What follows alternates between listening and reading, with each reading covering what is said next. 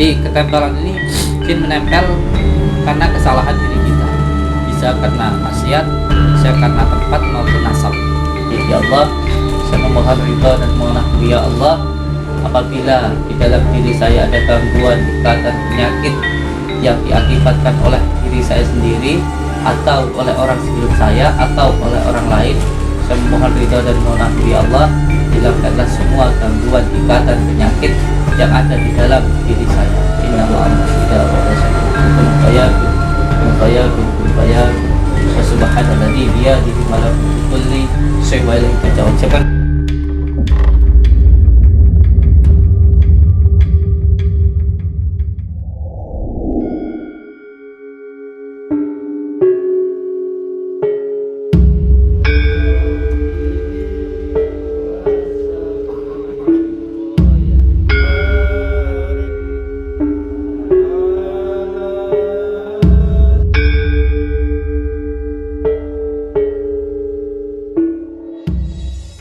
Sungkan-sungkan Gus, maaf saya datang lagi. Tidak apa-apa, malah sampai kalau nggak datang saya agak mikir. Kita itu cuma pengen tambah saudara, itu tok saja. Pengen tambah sedulur.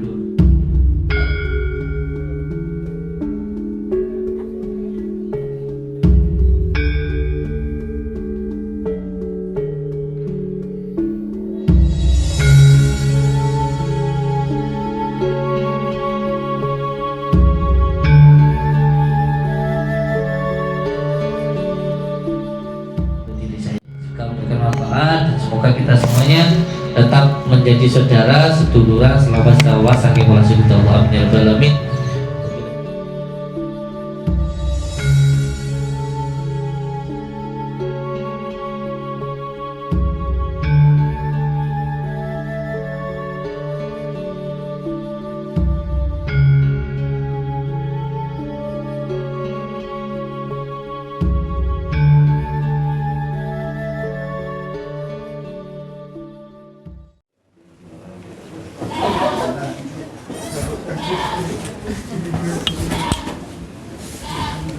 Mereka asal Kang rumahnya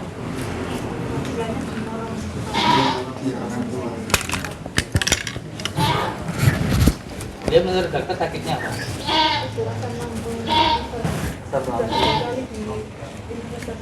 Asam lambung.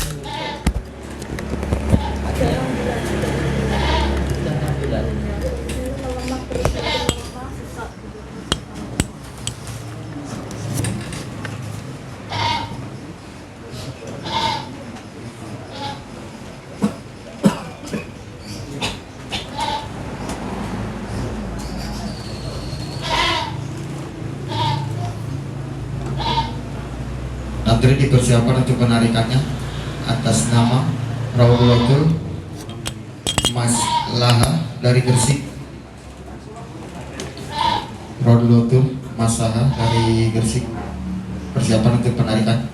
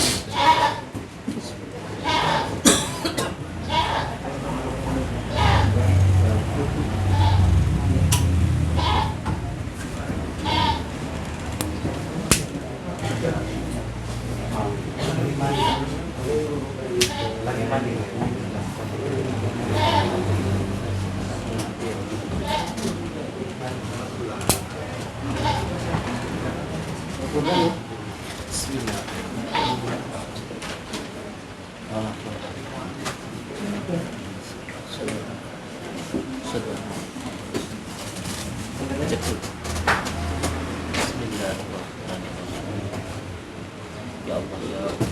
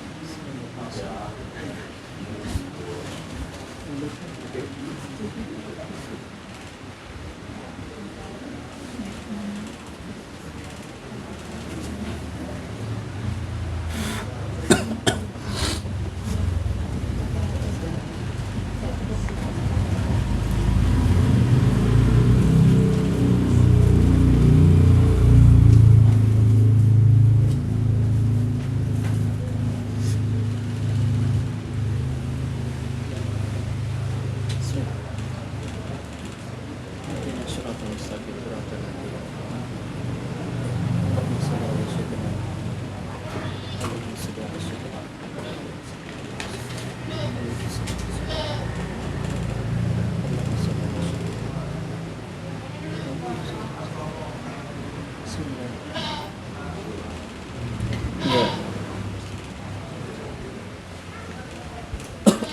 Ambilkan air. Ada di daerah kalau sini. Bukan. Ada air aqua besar.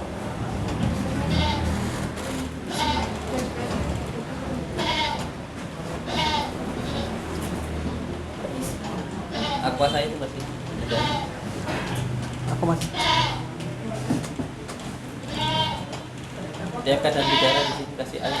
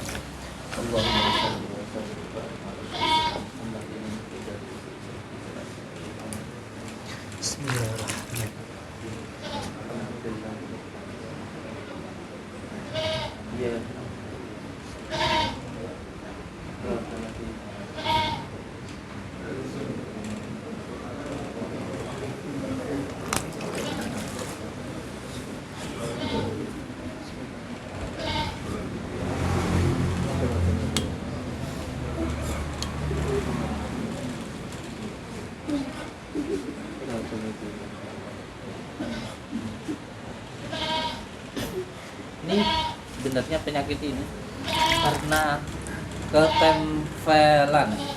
Jadi jin itu menempel pada dasarnya atas kesalahan diri kita sendiri. Jadi dia ke tempat tinggal, ada beberapa titik di dalam tubuh kita itu yang nanti pada akhirnya membuat jin itu suka. Yang pertama di lambung, tempat makanan. Itu paling suka sekali ditempati oleh bangsa jin. Yang kedua, dalam kemaluan. Ada beberapa orang yang seksnya itu terus meningkat ada. Ini kalau nggak di perempuan ya di laki-laki, apalagi yang sering pakai susu ini bahaya. Jadi ketempelan ini jin menempel karena kesalahan diri kita.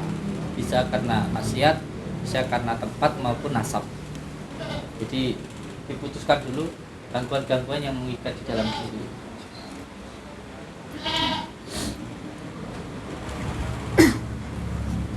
Seperti ini yang pasti yang sakit memang bagian perutnya, tetapi juga di bagian pikirannya.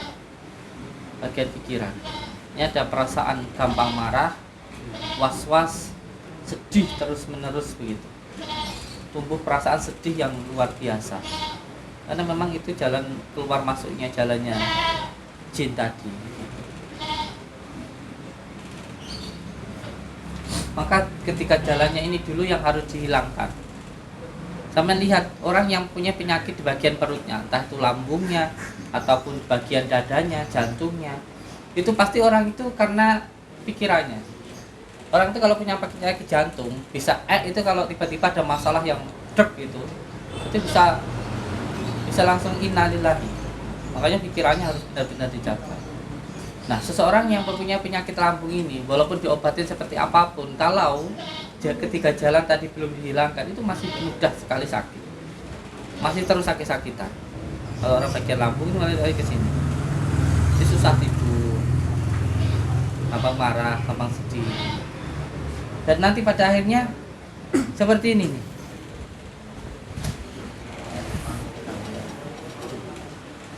Ini namanya autoimun. Autoimun itu kita itu sebenarnya sudah sempurna dari segi dhahiriyah maupun dari segi batiniah. Kita itu sudah ada tentaranya, sudah ada perlindungannya diri kita. Tetapi kalau pikiran kita terus-menerus diganggu, itu nanti menyebabkan autoimun atau kekebalan tentara yang melindungi kita itu nanti hilang. Tidak bersama kita lagi, tidak melindungi kita lagi. Nah, ketika autoimun atau kekebalan tubuh kita hilang, contoh yang paling awal itu biasanya akan menghitam. Nanti menghitam lama-lama nanti itu bisa diamputasi, bisa dipotong. Ini enggak. Tapi yang paling penting makanya, sebenarnya nggak usah takut, aja cerita gini bentar. Yang penting sampai hatinya senang, gitu. Senang, hatinya tenang, nanti senang. Nah, gimana biar bisa senang? Itu pertama harus bersyukur dulu. Bersyukur kepada Allah. Hatinya senang saja. Wah, aku pernah sehat, sakit tidak apa-apa, kan gitu. Sakit tidak apa-apa, terus juga sakitku ini juga nanti menghilangkan dosa-dosaku, kan gitu. Jadi nggak ada sesuatu hal yang diberikan Allah kepada kita itu sia-sia, itu tidak ada. Tidak ada. Nanti insya Allah kalau sudah pikirannya tenang, senang, nanti autoimunnya jadi baik, insya Allah badannya sehat. Tapi saya selalu mengatakan, penyakit apapun nggak usah takut, termasuk virus corona ini, nggak usah takut.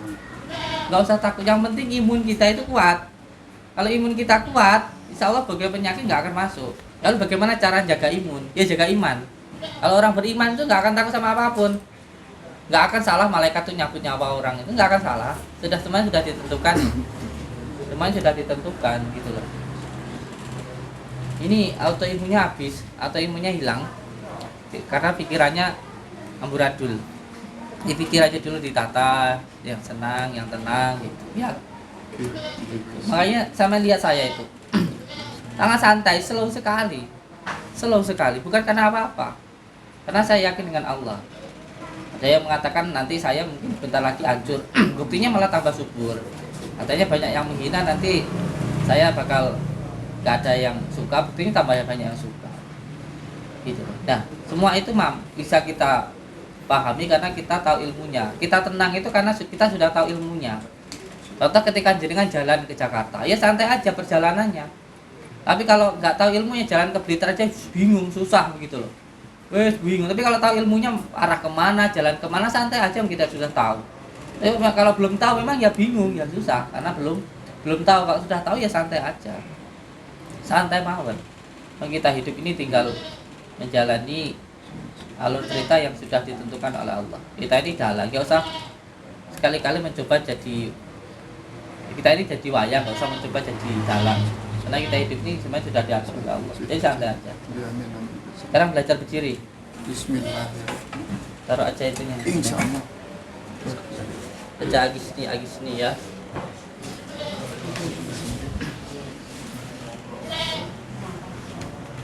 Baca, maju tangan kanan. Agis ni. Bismillahirrahmanirrahim.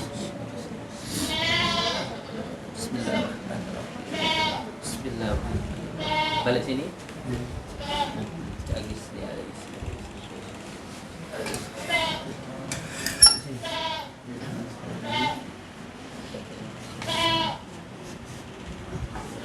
Dan pikirannya tenang, tenang, tidak mikir apa-apa. Insya Allah nanti cepat sembuh. Sampai yakin dengan Allah, yakin dengan Al-Quran, yakin kalau Al-Quran itu adalah obat. Bismillahirrahmanirrahim. Alhamdulillahirabbil alamin. Allahumma shalli ala sayyidina Muhammad wa ala ali sayyidina Muhammad. Kama shallaita ala sayyidina Ibrahim wa ala ali sayyidina Ibrahim. Wa barik ala sayyidina Muhammad wa ala ali sayyidina Muhammad. Kama barakta ala sayyidina Ibrahim wa ala ali sayyidina Ibrahim fil alamin innaka Hamidum Majid. Ya Allah, saya memohon ridha dan mohonmu ya Allah, apabila di dalam diri saya ada gangguan, ikatan, penyakit yang diakibatkan oleh diri saya sendiri atau oleh orang sebelum saya atau oleh orang lain, saya memohon ridha dan mohonmu ya Allah, hilangkanlah semua gangguan, ikatan, penyakit yang ada di dalam diri saya. Inna ma'amru ida wa la syai'un kun fayakun wa subhanalladzi biyadihi malakutu kulli syai'in wa ilaihi turja'un. Siapkan kudir. Satunya ngasih degan sama kunyit, madu dibakar diminumkan. Yang satunya ngeruqyah dulu.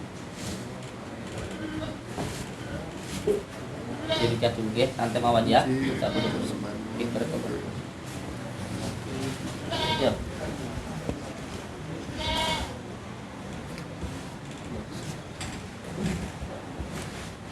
Bismillah.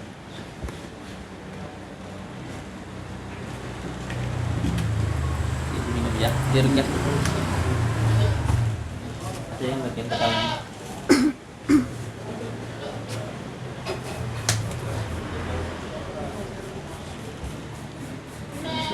Yap. Buat itu.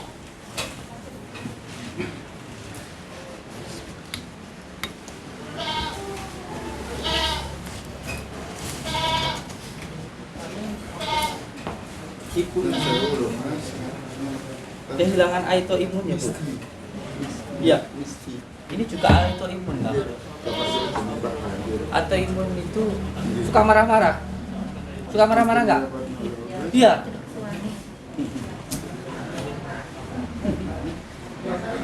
Kenapa banyak sekali di zaman sekarang ini orang yang mengalami autoimun? Kehilangan kekebalan tubuh. Tanda-tandanya menghitam di bagian kaki. Ini masih alhamdulillah masih diberikan perlindungan Allah, ini cepat datang ke sini. Biasanya nanti lama-lama seperti ini diamputasi. Kalau sudah menghitam, hitam, berarti aliran darahnya sudah tidak mengalir dari situ. Jalan satu-satunya dipotong supaya tidak. Ibu namanya siapa Ibu? Ya sabar ya. Semuanya sudah ditakdirkan oleh Allah. Semuanya ini tidak ada yang kebetulan. Semua semuanya sudah ditakdirkan oleh Allah. Yang penting diterima dengan sabar. Tumbuhkan rasa syukur di dalam hati. Dunia itu supaya kita bisa senang itu kuncinya syukur. Kita lihat yang ke bawah. Walaupun seperti ini banyak loh yang dia itu cuma geletak sampai sininya melonyoh, nggak bisa bergerak sama sekali, terkena penyakit setruk, untuk ngomong aja nggak bisa. Itu lebih apa sakitnya? Karena semua yang kita gunakan saat ini hanya titipan dari Allah. Kita bisa melihat karena dilihatkan oleh Allah. Kita bisa dengar nih karena didengarkan oleh Allah. Nanti kalau kita mau meninggal dicabut satu persatu. Tiba-tiba telinga nggak bisa dengar, makan terasa pahit, tenaga hilang, cabut oleh Allah. Makanya ketika kita masih bisa menggunakan nikmat Allah ini, ya kita gunakanlah nikmat Allah ini untuk beribadah. Karena semuanya cuma titipan, nanti dimintai pertanggungjawaban. Kita punya telinga nih, kita gunakan telinga nih untuk mendengar sesuatu hal yang diridhai oleh Allah. Kalau ada perkataan yang menjelek-jelekkan orang lain, menghibah, itu segera ditinggalkan, jangan didengarkan. Karena yang mendengarkan dan yang berbicara itu nanti dosanya sama. Dan itu nanti akan ada pertanggungjawabannya. Kalau kalian mendengarkan teman sampean membicarakan ke temannya, segera ditinggalkan. Karena sama sampean itu dikasih hidangan tubuhnya temannya sampean yang itu, suruh makan. Suruh makan, apa sampean mau suruh makan bangkainya orang kan nggak mau, apalagi busuk. Kita punya mulut yang kita gunakan mulut ini untuk berbicara yang baik-baik. Ini hakul yakin saya, hakul yakin dan ini nanti pasti akan terjadi. Karena yang berbicara ini bukan saya, tapi ini firman Allah. Jangan dibantah pakai dalil apapun, stop. Pakai bahasa apapun. Itu berarti sama itu kafir. Jangan dibantah. Jadi kalau suatu hal buruk ya buruk. Jangan disertakan. Jadi mohon maaf ibu ini dulu menghitam dulu ya kakinya ya. Menghitam terus akhirnya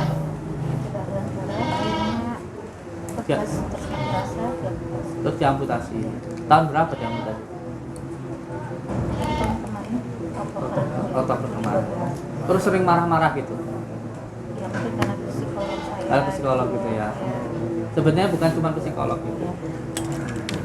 Jadi yang perlu untuk dipahami bahwa semua penyakit itu pasti ada penyebab-penyebabnya. Nah, penyebabnya itu pasti ada hubungannya antara zahir dan batin. Karena ini satu kesatuan. Nah, ini tidak menyalahkan panjenengan, memang ya ini sudah takdir Allah. Tetapi memang penyakit zahir dan batin satu kesatuan. Pasti ada campur tangan dari jin, itu pasti ada. Orang terkena stroke dipikir hanya karena aliran darah pecah di bagian pembuluh darah, tidak. Yang menyebabkan pembuluh darah pecah itu marahnya itu, setannya itu tadi. Yang menyebabkan seseorang itu kamu marah, ada jinnya di sini, ada gangguan. Ya, ini yang kurang dipahami. Ini hampir mayoritas seperti itu. Ini yang penting sabar, terus tumbuhkan rasa syukur dalam hati. Gitu. Supaya hidupnya panjenengan ke depannya, ini untuk kebaikan panjenengan sendiri loh. Supaya kehidupan panjenengan lebih menyenangkan, lebih bahagia ke depannya. Gitu. Orang tua saya itu 5 tahun tidak bisa bangun dari tempat tidur, tapi alhamdulillah masih bisa tersenyum bahagia. Karena beliau selalu, saya tanya, Pak, panjenengan itu kok sakit kok masih bisa tersenyum loh Pak? Beliau cuma jawabnya begini, sehat saya sama sakit saya itu lebih lama sehat saya. Dan sakit saya ini adalah untuk mengurangi dosa-dosa saya. Ini beliau selalu tersenyum walaupun sakit. Sampai akhirnya beliau meninggal ketika saya masih sanawiyah, saya masih di madrasah. Saya minta panjenengan untuk lebih bersyukur. Banyak kok, bukan cuma panjenengan, saya aja setiap hari kesenangan yang saya dapatkan selalu saya syukuri. Saya bisa bangun dari tempat tidur, bisa duduk, alhamdulillah ya Allah saya bisa duduk. Karena banyak tetangga saya, saudara saya yang untuk bangun dari tempat tidur aja nggak bisa. Sampai sini melonyok. Pernah penyakit stroke, alhamdulillah saya masih bisa duduk.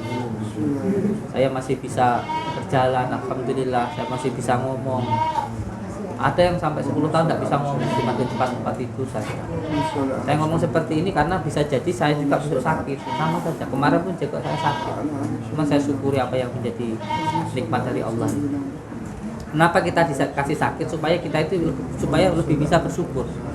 Itu yang menjadi tujuan kita. Teman bisa duduk seperti itu, alhamdulillah. Banyak saudara kita yang kena ambeien itu nggak bisa duduk. Duduk rasanya kayak ditujus pantatnya pakai linggis tuh. Kalau orang kena ambeien itu, iya sakitnya luar biasa. Nah kita yang bisa duduk kayak gini pernah bersyukur nggak sama Allah? Nggak pernah bersyukur gitu loh. Tumbuhnya rasa syukurmu itu. Padahal Allah sudah berbicara, ing sakartum la ajidannakum fa in kafartum inna adzabi lasadid. Siapa yang bersyukur kepada aku pasti akan, ini kata Allah loh ya, bukan kata saya. Siapa yang bersyukur itu pasti nanti akan ditambah.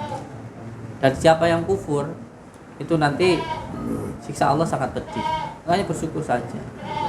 Syukuri apa yang sampean punya saat ini. Terima yang pandung. Ojo ngesulo. Jangan banyak tingkah gitu. Jangan banyak tingkah. Orang banyak tingkah itu dimanapun tempat nggak akan pernah senang. Orang yang banyak tingkah itu sudah punya pekerjaan. Pekerjaanku kok kayak gini, gajiku kok cuma sedikit gitu. Padahal bisa jadi pekerjaan yang kita kerjakan saja adalah pekerjaan yang diharapkan oleh banyak orang yang ingin kerja. Orang sudah berada di sini ditampung, dikasih makan, dia masih bertingkah. Pokoknya orang ini nanti dimanapun tempat dia nggak akan pernah bisa tenang, nggak akan pernah bisa senang karena apa? Banyak tingkah, gitu loh. Sudah di sini diminta untuk ikhlas mengurusi pasien malah mintain uang. Ini nanti pasti pada akhirnya akan saya usir, gitu loh. Walaupun saya nggak pernah ngusir orang, tapi secara batiniah ini nanti orang ini akan terusir sendiri dari tempat ini, akan terusir sendiri. Apalagi yang dolim, gitu loh ya. Makanya orang yang bersyukur itu dimanapun tempat akan terasa senang. Ya walaupun tidur di alas seperti ini, kalau memang dia bersyukur terasa enak, gitu loh. Tapi walaupun tidur di atas spring bed, tapi kalau badan kita sakit, spring bed yang harga puluhan juta nggak akan terasa enak, gitu loh. Kita makan pakai sambal, kalau badan kita enak, sehat, ya enak saja, segar. Tapi walaupun makan pakai ayam yang harga puluhan ribu atau ratusan ribu, ya nggak akan enak karena nggak bersyukur, gitu. Jadi kesenangan itu sebenarnya ada di dalam diri kita, bukan yang di luar dari diri kita. Gitu. Kesenangan, kebahagiaan itu ada di dalam diri kita, bukan yang di luar dari diri kita. Oke, ini dirukyah dulu.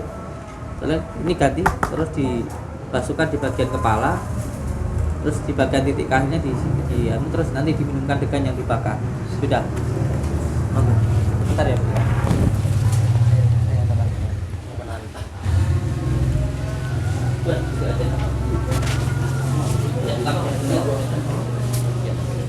Dari mana ini? Malang. Namanya Pak siapa ini? Kata dokter apa sakitnya?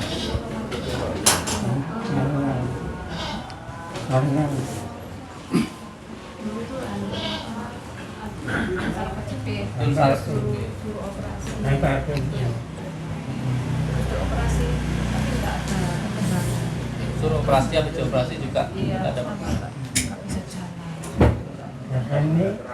Terus lagi katanya otak kiri bagian belakang ada selengkang.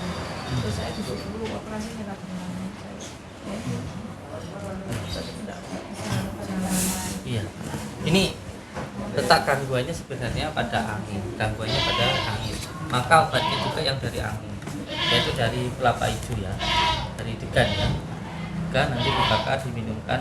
Terus ini bacakan dulu selawat, terus bacakan Al-Fatihah, terus bacakan lagi selawat Nabi, terus bacakan lagi selawat Ibrahim, terus dimintakan untuk disembuhkan sakit, nanti hilang. Jadi nanti biasa saja bacanya, tinggal mengikuti saja ya. Ini teman tinggal mengikuti saja, nanti biar rukyah oleh santri. Nah, ini nanti siapkan degan ya.